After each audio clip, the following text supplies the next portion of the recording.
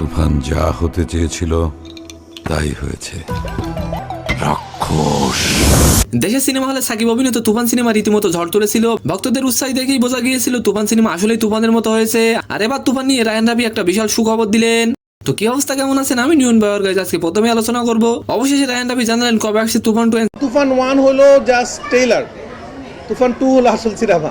Second নিউজটি থাকবে। Messi ফ্যানরা এই নিউজটি শুনলে অনেক খুশি হতে পারে। নিউজটি হলো মেসির জন্য সরাসরি মাঠে চলে গেছেন মেহজাবিন ওভারিন। তুফান সিনেমা ঈদুল আজহায় মুক্তি পাওয়ার সাথে সাথে বোঝা গিয়েছিল সিনেমা বাংলা সিনেমার ইন্ডাস্ট্রির ধরনই বদলে দেবে।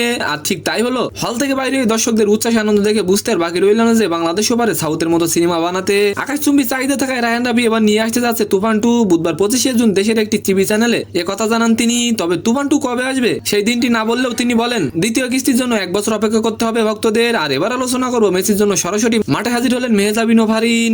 দেশের আর্জেন্টাইন ভক্তদের জন্য এটা একটা বড় চমকও বটে।